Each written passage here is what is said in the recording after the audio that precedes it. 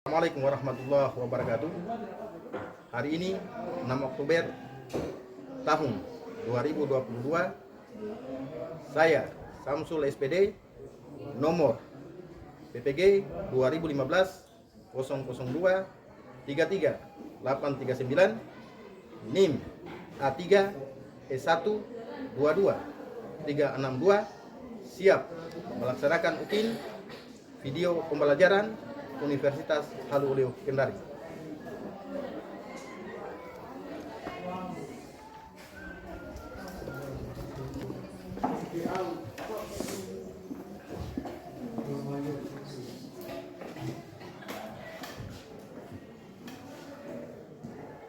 Duduk, siap.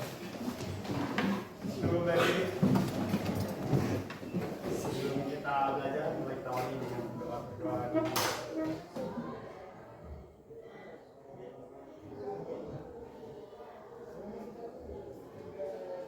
Berdoa selesai. Dia bersalam.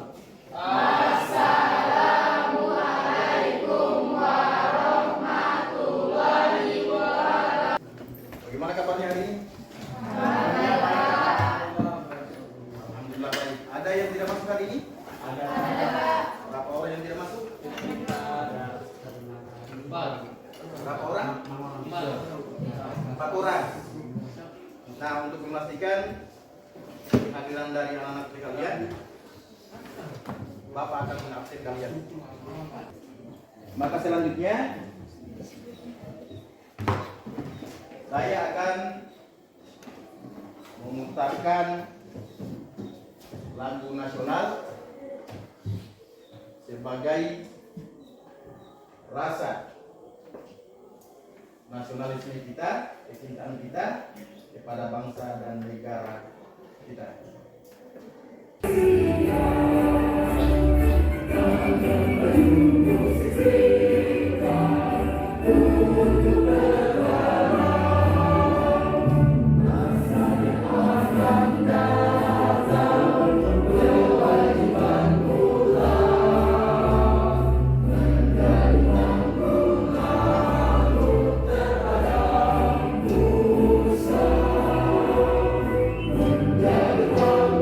Saya akan menanyakan kembali berkenaan dengan materi yang pernah kita pelajari kemarin. Masih ingat dengan materi kita pada pertemuan sebelumnya? Kita mempelajari tentang makna hak dan kewajiban warga negara. Makna hak dan kewajiban Warga negara. warga negara. Yang lainnya?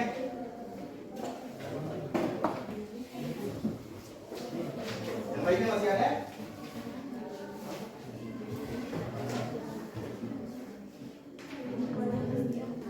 Nah, silakan. Upaya pemerintah dalam penanganan kasus pelanggaran hak dan pengingkaran kewajiban warga negara. Masih ada? Bagaimana? Saya Pak, Silakan. substansi hak dan kewajiban warga negara dalam Pancasila. Substansi hak dan kewajiban warga negara dalam Pancasila. Kaitannya dengan materi kita hari ini adalah kita akan membahas hakikat perlindungan dan penegakan hukum. Selanjutnya adalah Bapak akan tayangkan tujuan pembelajaran hari ini. Perhatikan semua. Yang pertama, kalian sebagai peserta didik harus mampu mengidentifikasikan konsep perlindungan penegakan hukum dalam masyarakat untuk menjamin keadilan dan kedamaian. Yang kedua, menganalisis pentingnya perlindungan dan penegakan hukum dalam masyarakat untuk menjamin keadilan dan kedamaian. Yang ketiga, menyajikan hasil evaluasi tentang perlindungan dan penegakan hukum dalam menjamin keadilan dan kedamaian. Dan yang terakhir adalah menyimpulkan hasil evaluasi tentang perlindungan dan penegakan hukum dalam masyarakat untuk menjamin keadilan dan kedamaian. Ini adalah 4 tujuan pembelajaran hari ini yang kita akan ulas. Model pembelajaran yang kita akan terapkan pada pertemuan kali ini adalah problem based learning. Nah, sebagaimana pada minggu yang lalu Bapak telah mengelompokkan kalian menjadi 4 kelompok. Saya akan tayangkan berupa video studi kasus yang kemudian kalian analisa. Tapi sebelumnya izinkan saya membagikan lembar kerja peserta didik. Nomor 1. Silakan.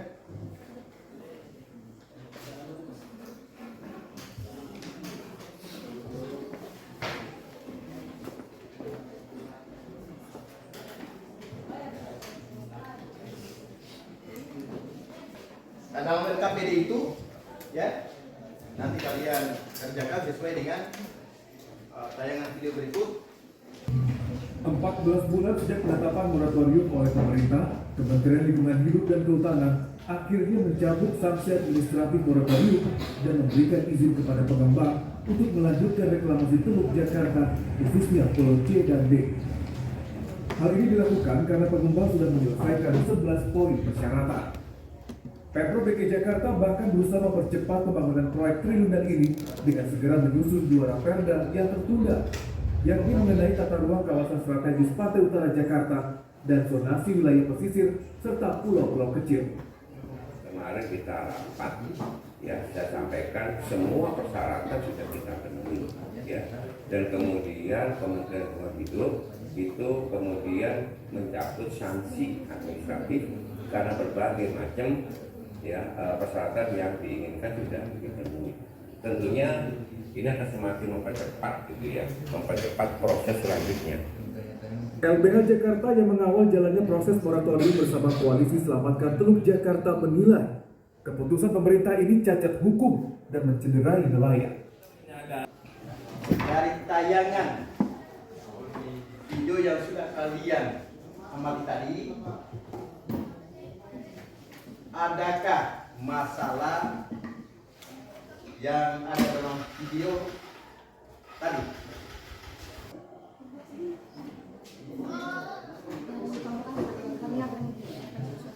Dari video tadi yang kami tanggapi adalah bagaimana hakikat perlindungan hukum pada tayangan video tersebut. Dari nasib reklamasi Teluk Jakarta, apakah ada penegak hukum pada kasus tersebut yang untuk meminimalisir kerusakan lingkungan dan nelayan tidak sejahtera hanya untuk ibu kota? Saya Pak, dari tayangan video tersebut, apakah perlindungan dan penegakan hukum pada kasus tersebut sudah terwujud? Dari video tadi, apakah ada faktor-faktor yang mempengaruhi keberhasilan pada proses perlindungan dan penegakan hukum? Nah, dari masalah yang kalian sudah kemukakan tadi, ya, maka silakan diskusikan dengan anggota kelompokmu yang lain untuk menemukan solusi dari masalah yang sudah kalian sampaikan tadi.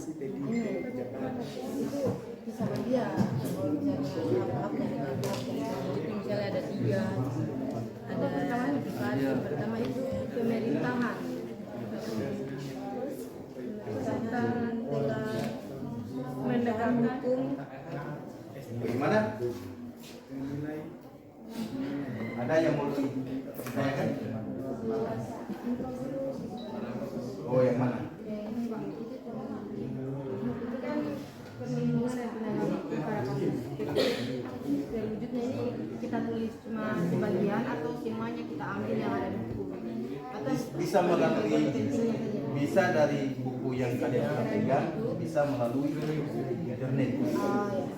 Jadi dikembangkan. Berarti kita ambil dari bagian-bagian itu. Iya, bagian yang penting ada yang tulisan dari buku, ada dari internet. Bagaimana kelompok 4 ada yang mau ditanyakan berkenaan dengan masalah yang sudah kalian tentukan tadi?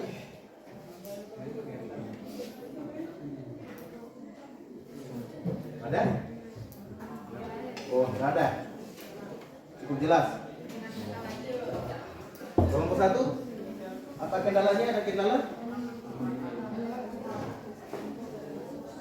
Bisa kalian dari masalah yang sudah kalian akan tentukan solusinya, selain dari buku yang sudah Bapak bagikan tadi diambil, boleh juga menggunakan internet. Silakan.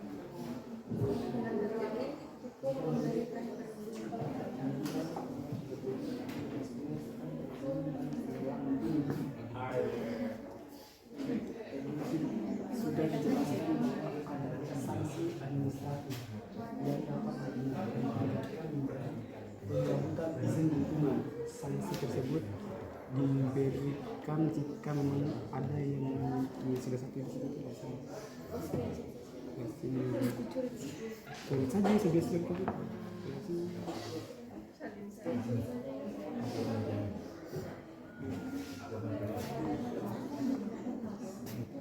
Penegak hukum pada kasus tersebut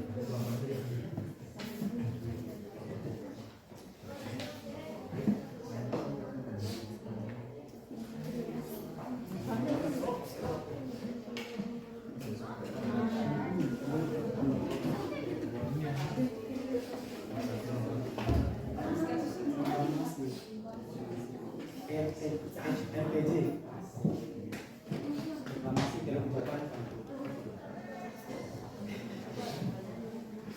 Itu tidak mungkin dalam LPJ reklamasi dalam Jakarta.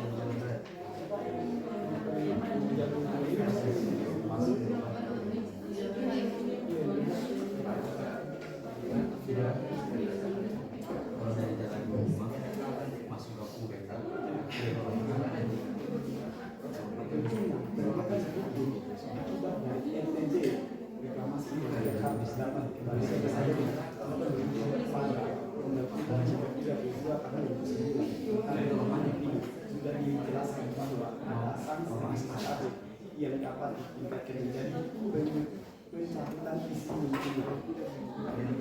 Itu sudah 3 bulan lalu.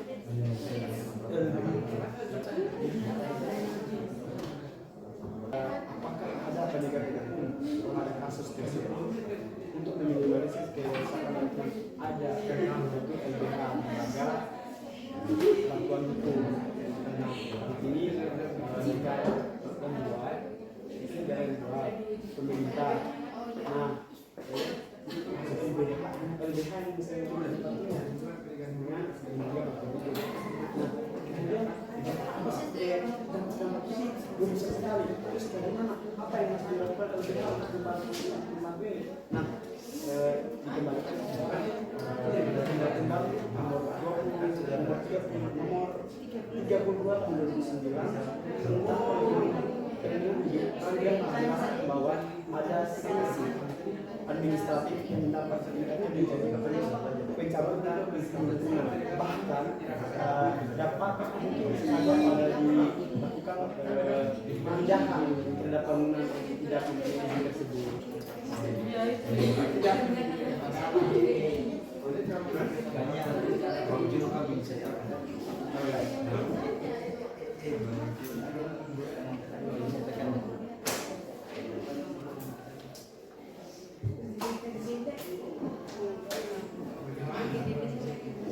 Lembaga bantuan hukum. Nah, terus yang masuk kepada Undang-Undang Nomor 32 Tahun 2009 tentang perlindungan hidup sudah dijelaskan bahwa ada sanksi administratif yang dapat ditingkatkan menjadi pencabutan izin lingkungan atau pemindahan. Kemudian dampak yang ditimbulkan terhadap kesejahteraan masyarakat pesisir.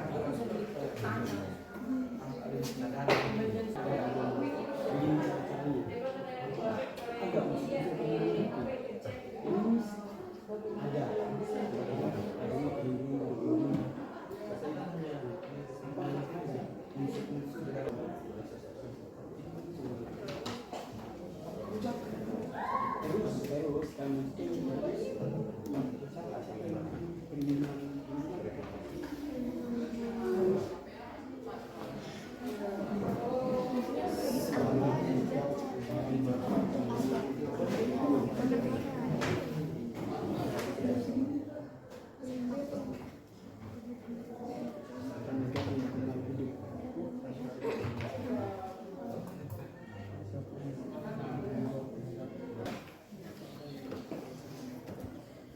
Bagaimana?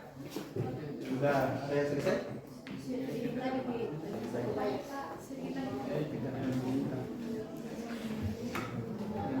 Kelompok 2?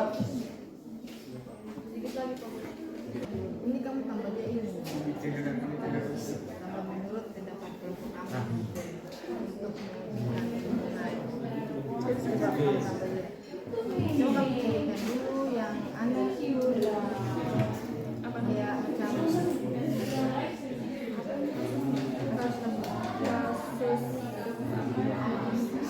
Selesai? 5 menit lagi ya? Ya Pak.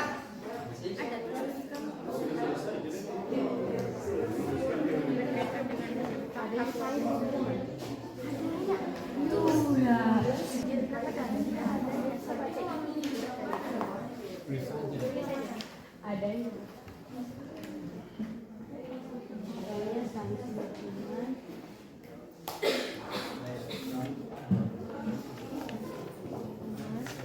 bagi pihak yang melanggarnya.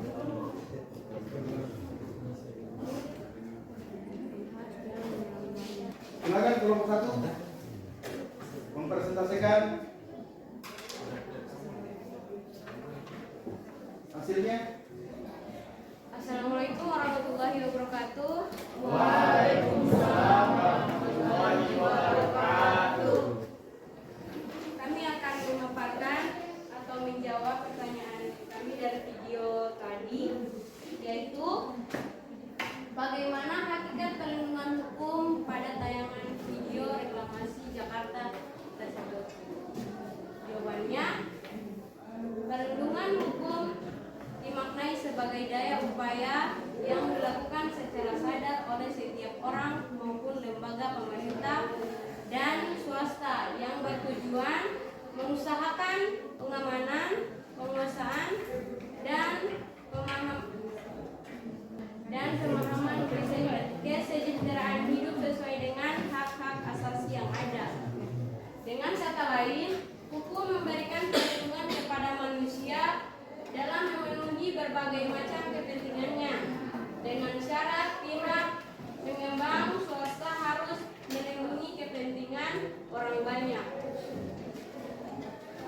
2. Secara hukum tanah tersebut dimiliki oleh hukum dan bangunan yang ada pada tanah tersebut sudah memiliki IMB atau izin mendirikan bangunan untuk membangun gedung di Pulau Reklamasi di Teluk Jakarta oleh pihak pembangun swasta. 3. Hakikat perlindungan hukum pada tayangan video kasus tersebut adalah pemerintah telah mengeluarkan IMB atau izin membangun. Sekian dari saya. Assalamualaikum warahmatullahi wabarakatuh.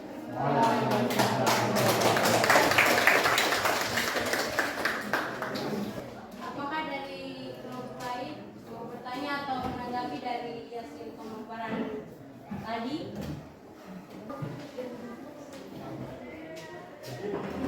Ya, saya ingin bertanya kepada kelompok 1, yaitu pertanyaannya, apakah yang kalian sampaikan tadi sudah mengandung unsur-unsur perlindungan hukum? Assalamualaikum warahmatullahi wabarakatuh. Waalaikumsalam warahmatullahi wabarakatuh. Saya akan menjawab pertanyaan dari kelompok 2.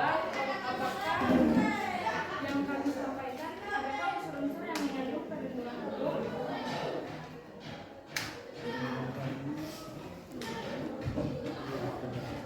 Satu, adanya perlindungan dari pemerintah kepada warga di Teluk Jakarta berupa pengeluaran IMB atau izin membangun.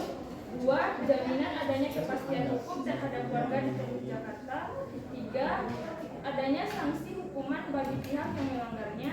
4, berkaitan dengan hak-hak warga negara di Pulau Reklamasi di Teluk Jakarta. Apakah sudah jelas?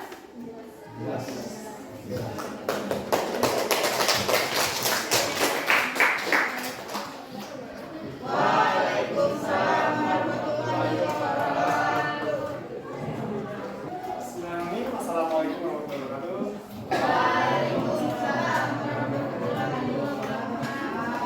Saya akan mewakili rekan-rekan dan teman-teman saya tentang pertanyaan saya tadi itu dari nasib reklamasi Teluk Jakarta. Adapun pertanyaan saya tadi itu tentang apakah ada penegak hukum pada kasus tersebut untuk meminimalisir kerusakan lingkungan dan nelayan tidak sejahtera. Nah, tentunya ada yang bertanggung jawab atau penegak hukumnya itu adalah pemerintah yang disusun langsung oleh LBH, Lembaga Bantuan Hukum.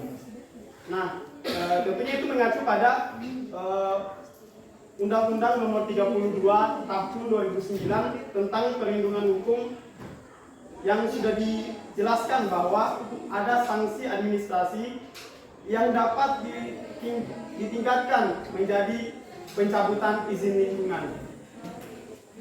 Mungkin selanjutnya akan diteruskan oleh rekan saya. Setelah tadi Yusuf menjelaskan tentang adakah sanksi penegakan hukum pada kasus tersebut, saya akan menjelaskan bagaimana penegakan hukumnya.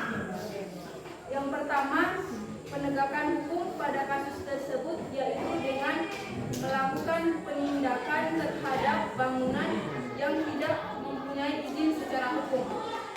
Yang kedua, diberikannya peringatan atau SOP. SOP ini standar operasional prosedur. Yang ketiga, dilakukan penyegelan oleh pemerintah setempat. Dan yang keempat, proses hukum ke pengadilan untuk disidangkan. Saya kira itu saja. Terima kasih. Saya ingin bertanya kepada kelompok 2. Ya, silakan.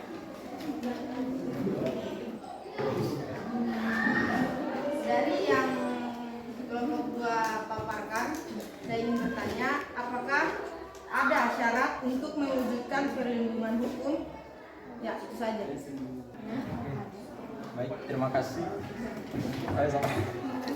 Baik, saya akan menjawab pertanyaan dari kelompok 3 tentang apakah ada syarat untuk mewujudkan perlindungan hukum. Dan ya, tentu saja ada, yaitu kepentingan setiap orang akan terlindungi apabila hukum yang mengaturnya dilaksanakan baik oleh masyarakat ataupun aparat penegak hukum.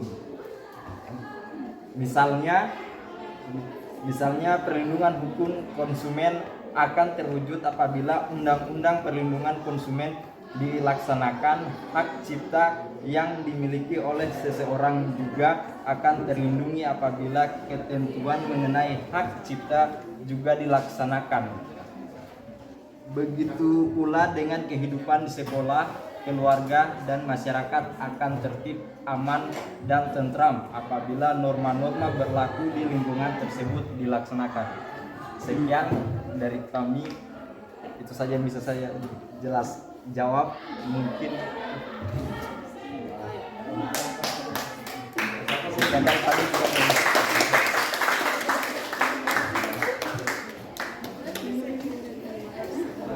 Demikian apa yang kami telah jelaskan dan pertanyaan yang telah kami jawab. Assalamualaikum warahmatullahi wabarakatuh. Waalaikumsalam warahmatullahi wabarakatuh. Saya akan memaparkan tentang apa perlindungan dan penegakan hukum pada kasus tersebut sudah diwujudkan. Menurut pendapat kelompok kami, untuk mewujudkan perlindungan dan penegakan hukum pada tayangan video kasus reklamasi Pulau Teluk Jakarta, yaitu yang pertama, pemerintah telah menegakkan supremasi hukum. Salah satunya adalah melakukan penindasan terhadap bangunan yang tidak mempunyai izin. Ya, selanjutnya saya akan memberi teman saya untuk menjawab pertanyaan. Baik, yang kedua adalah pemerintah telah menegakkan keadilan. Selanjutnya saya akan memberikan penjelasan. Pemerintah telah mewujudkan perdamaian dalam kehidupan bermasyarakat. Tentunya pihak pengembang telah memenuhi kewajiban untuk mengurus izin sesuai prosedur hukum. Mungkin itu saja yang kami paparkan untuk hari ini. Ya, untuk kelompok-kelompok lain, apakah ada yang ingin bertanya atau memberi saran kepada kelompok kami? Ya, silakan untuk kelompok 4. Mengapa perlindungan dan penegakan hukum sangat penting untuk diwujudkan? Baik, saya akan menjawab pertanyaan dari kelompok 4 tentang mengapa perlindungan dan penegakan hukum sangat penting dilakukan untuk diwujudkan.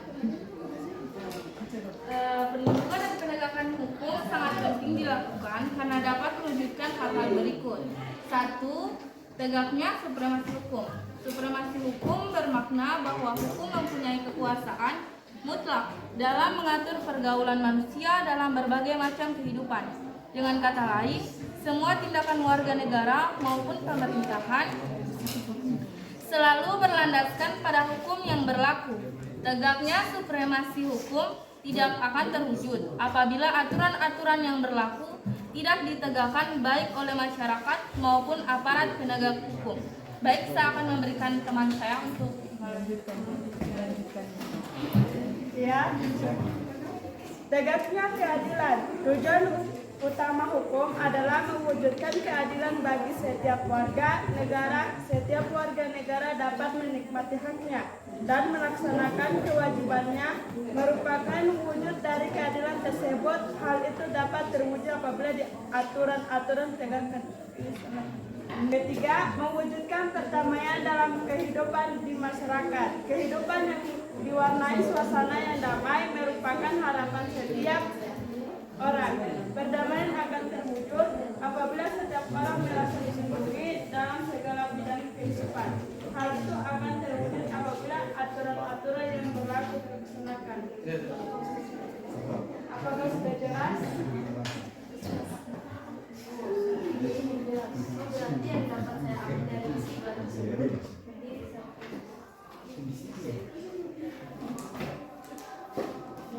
berarti yang saya dapat ambil dari jawaban kalimat kesimpulannya berarti adanya tegaknya supremasi hukum, tegaknya keadilan dengan mewujudkan perdamaian dalam kehidupan di masyarakatnya. Terima kasih.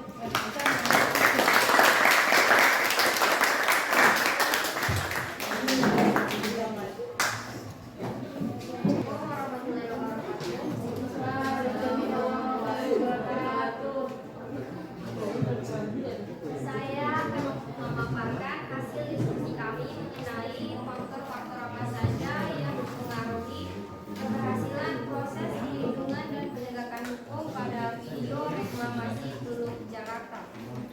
Faktor-faktor yang mempengaruhinya ada 5, yaitu 1. Hukum itu sendiri, yaitu undang-undang atau perda tidak boleh bertentangan dengan ideologi Pancasila. 2. Penegakan hukumnya, yaitu penegakan hukum yang harus menjalankan tugas dan perannya dengan baik dan bertanggung jawab sesuai peraturan perundang-undangan. 3. Masyarakat, yakni masyarakat lingkungan di mana hukum tersebut berlaku dan diterapkannya. 4.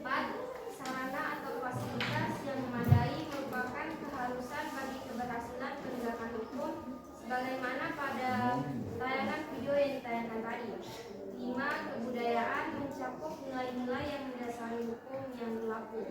Itu saja hasil diskusi kelompok kami. Apakah dari kelompok lain ada yang ingin menanggapi atau memberikan pertanyaan? Bagaimana perlindungan dan penegakan hukum bisa terwujud? Saya akan menjawab pertanyaan dari kelompok 1. Pertanyaannya, bagaimana perlindungan dan penegakan hukum dapat terwujudkan? Jawabannya, perlindungan dan penegakan hukum akan terwujud apabila masyarakat mempunyai kesadaran hukum. Kita tentu harus mempunyai kesadaran hukum yang tinggi yang tercermin dari pengetahuan dan pemahaman yang luas terhadap ketentuan yang berlaku, serta selalu bersikap dan berperilaku sesuai dengan hukum yang berlaku.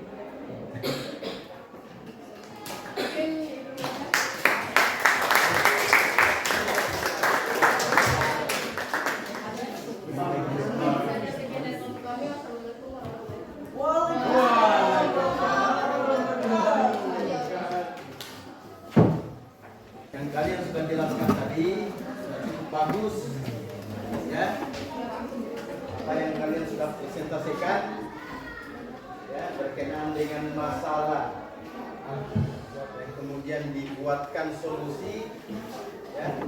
Maka ada beberapa kesimpulan yang tentunya kalian akan dapatkan. Ya. Jadi kalau Bapak menyimpulkan yang pertama dari proses atau dari materi yang kita pelajari, ya, yang pertama proses keberhasilan perlindungan dan penegakan hukum itu tergantung 5 faktor. Bagaimana kalian sudah menjelaskan pada diskusi tadi. Yang pertama, hukumnya. Yang kedua, penegakan hukum itu sendiri. Yang ketiga, masyarakat. Yang keempat, yang kelima, jadi kelima faktor itu adalah kesimpulan dari pembelajaran kita hari ini, yaitu hakikat perlindungan dan penegakan hukum. Ada yang bisa merefleksikan dari hasil pembelajaran kita ini? Siapa yang bisa merefleksikan? Assalamualaikum warahmatullahi wabarakatuh.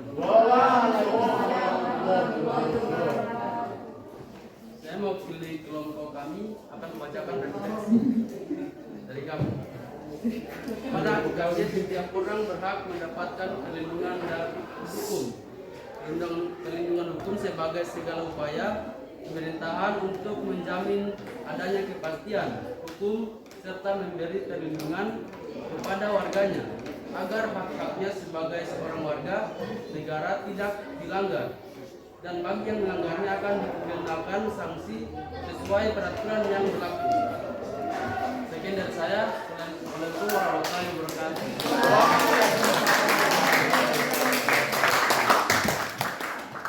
Nah, setelah kalian sudah membuat kesimpulan dan merefleksi materi yang kita pelajari, jadi LKPD-nya setiap kelompok silakan dikumpul supaya saya bisa menilai dari hasil kerjanya.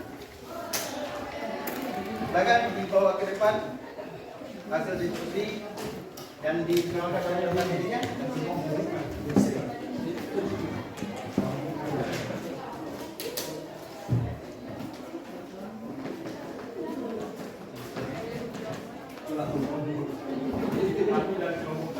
Sudah semua?